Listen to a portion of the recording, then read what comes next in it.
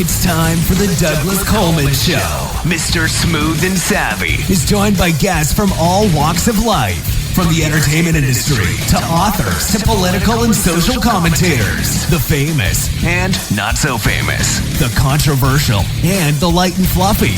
We have it all. Now, here's Douglas Coleman.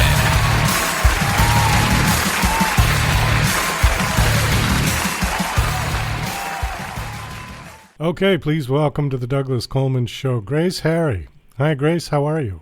I'm wonderful, thank you. Thank you for having me. Well, thank you for coming on the show. Nice to have you here. Well, we're going to be talking about your book today. Before we get to your book, though, I know you've been in the music industry for a long time. Are you still working in the music industry, or did you retire from that? I don't know if you ever really retire from the music industry. I still have so many artists that I love and friends who are in the business, and it keeps my brain excited and my heart pumping. So I love to. People sometimes will hit me with a project idea or to look at something or listen to something, and I love that. So I think that part of it, the pleasure part of the industry, I'm going to keep with me forever. And you've written a book called The Joy Strategist. Why did you decide to write a book? Because I had gotten to the height of an aspirational life and was feeling joyless. And so there was so much shame and guilt about the reality of that. And I thought, if I feel this way, so many people must feel trapped in different areas of their lives and unable to access joy. And one of my love languages is I love to learn and receive, just to bestow to others. So when I got to the bottom of this and I started feeling joy in my body and joy leading throughout my day, I wanted it to be an inspiration and a tickling for everyone else that I could reach. And so a book seemed like the best place. Well, you're working in something that's like a dream job for a lot of people. You weren't finding joy in your music career? Yeah, I mean, it's not that I wasn't finding joy in it. I think that a lot of people start on a path in life that is not necessarily fact-checked with their own heart. So you can be down the road of something. I have a friend who's an attorney, and a great attorney and admired and loved, and she says that, she's a lawyer because her parents wanted her to be a lawyer, and there was never another thought. So as much as she's decorating her career and looks like a major success, she's not feeling great in her body, and that's something that we have to all really take more, to really realize is important, that how we feel and how we impact other people is based on the truth of our own hearts. And if you are living a life where you're people-pleasing and giving for others in a way that's beyond yourself or not as much as yourself, no matter what you're doing, it's not going to feel good. Do you think a lot of people in this life have trouble finding what it is, finding their joy? Because I know I did for a long time when I was younger, and now that I've gotten older, I can find joy in the most mundane things. Just getting out of bed in the morning without back pain, and I'm happy. I do. I mean, I'm 53, and it took me a really long time to get there. And we don't even realize that the first time a person makes a person, they're an amateur. And we can argue that's one of the most important jobs in the world, and yet only amateurs can apply. So we're doing the best we can, and we teach people how to survive and boot camp them to live on this planet. Walk, talk, eat, make money, find a community. These are survival things. And depending on where you are in your life when you're making other people, you're either teaching them a thrival concept of expanding and being creative and enjoying yourself, or they're really learning it's not about you. Get over yourself. This is your responsibility. Go. And that road often leads people to not even believing they're entitled to joy or believing that they have the permission to feel better than they feel right now. Give us an idea of how this book is set up. Is it a guidebook, or is it written more like a novel? I wrote it like a lyrical essay, more like a braided essay, because what I really want people to understand is that we can make it up. It's really for us to decide what feels good to us. And as long as we are in integrity with those decisions, we can call it whatever we want and experience it however we want to experience it. And I want people to understand that the Joy Strategist is not me. The Joy Strategist is our own heart. Your heart is your Joy Strategist. And if we can learn to trust it, a lot of our early heartbreaks are pre-verbal, right? Before we even have the words to understand how we're feeling. So if we can untangle that kind of knot and lean into the pleasure and joy around us, that's it. That's it right there. So what do you do with people that can't find their joy? Does everybody have it, or are some people it's completely missing? Well, joy is your birthright. It's a conversation of your heart. And to me, the first thing was realizing happy versus joy. And happy, as a lot of the words, they get co-opted and have this other idea. We're supposed to just be happy. And I'm 53, as I said. So in the 80s, don't worry, be happy. It was a big song. And this thing that this outside pleasure is supposed to be something that we access easily. But this is not true. And what I like to do is show people that there was a point in your life. Maybe you were 1, maybe you were 4. You ever talk to a kid and you're having a serious conversation with them, but they're still like twirling around or banging on something? They're accessing their joy. They're doing what they feel they need to do to feel better in their bodies.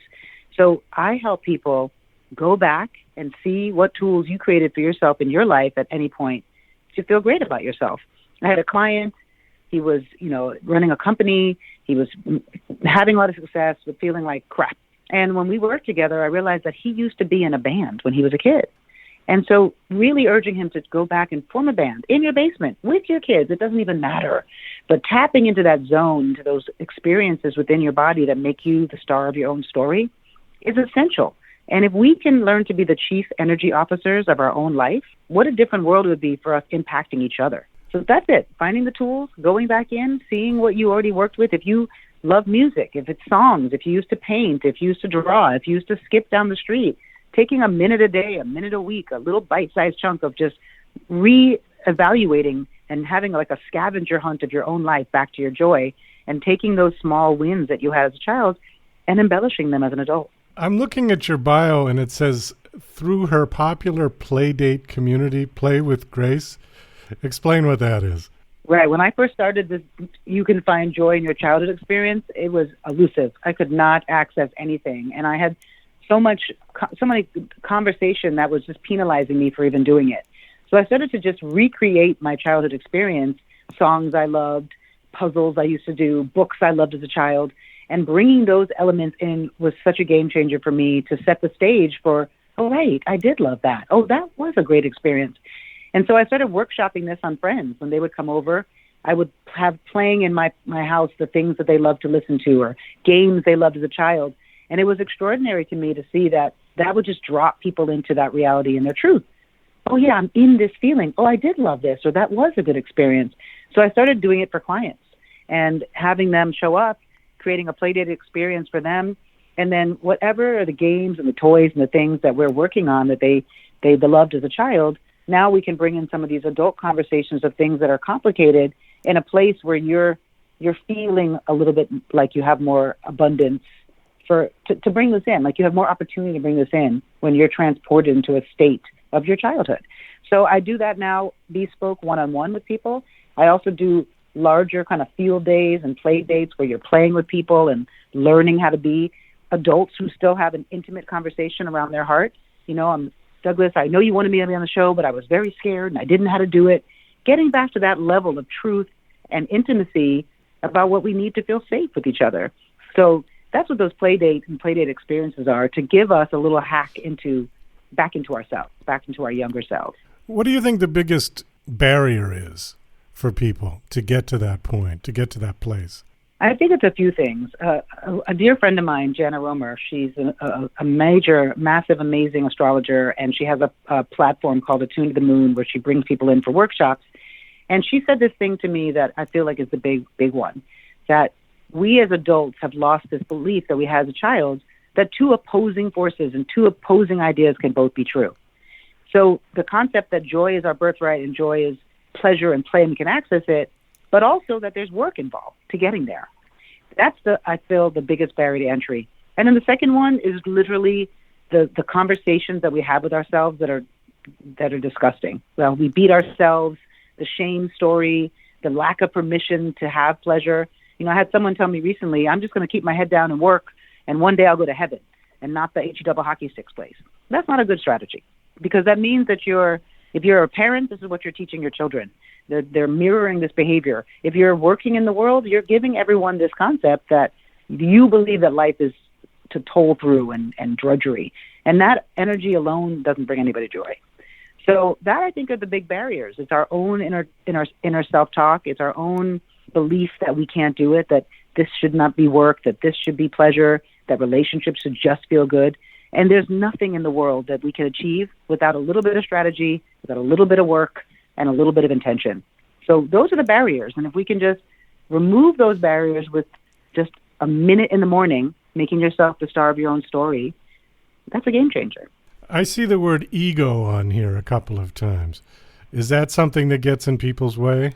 Anything out of balance gets in our way. We need some ego because you wouldn't have this show and we wouldn't do the things we need to do if we had no ego.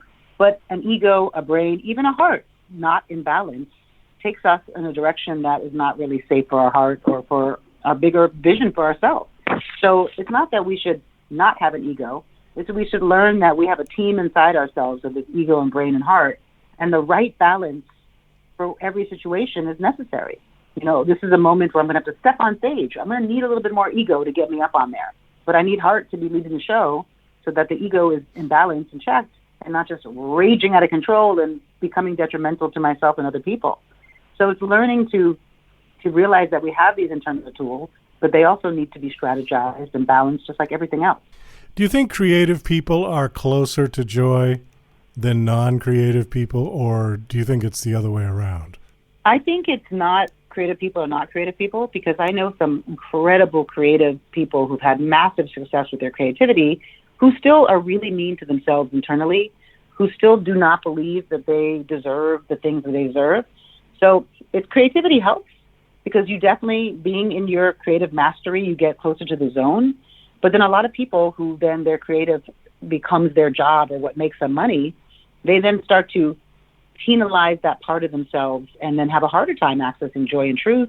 I mean, you and I have both seen a lot of big people, comedians, actors, singers in the world who've taken their own life or taken themselves out of their career or can't continue with the success that they've had before. And I feel that that's exactly the place where we're all the same. The book is out, right?